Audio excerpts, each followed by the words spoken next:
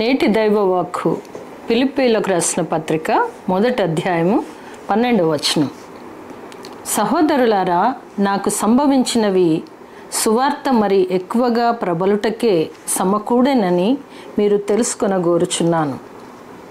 ఇక్కడ చూస్తే పౌలు గారికి సంభవించిన పరిస్థితులు ఏవనగా, అతనిని బంధించి ఖైదులో వేయడం. ఇది అతనిని నిరుత్సాహపరచలేదు, బాధపడేలా చేయలేదు, లేక అతడు సనుగు కొనేలా చేయలేదు.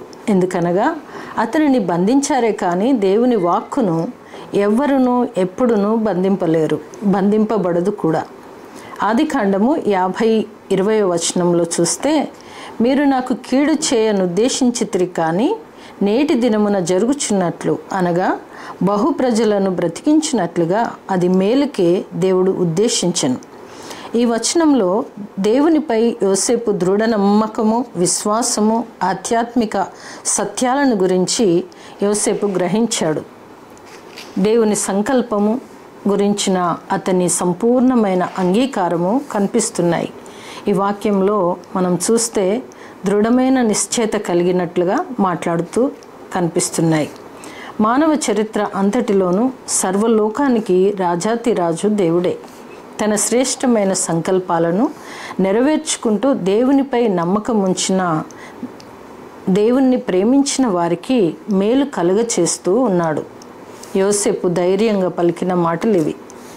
పౌలు గారిని బంధించినప్పటికీ అతను కూడా ఖైదీగా ఉండి అనేక లేఖలు లేక పత్రికలు వ్రాయటకు అవకాశం దొరికినది. సువార్త ప్రకటించకుండా బంధించారు, కానీ అది సువార్త గురించిన పత్రికలు లేక లేఖలు వ్రాయటకు మరీ ఎక్కువగా సమయం దొరికినది.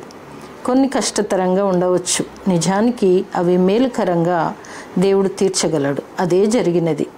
దేవుని నుండి ఆయన వేసిన ఉద్దేశాలు నెరవేర్చబడతాయి.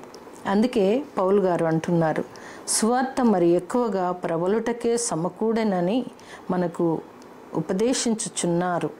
విని గైకొని దేవుని ప్రియమైన బిడ్డలుగా ఉండే కృప మనకును కలుగునుగాక. ఆమెన్.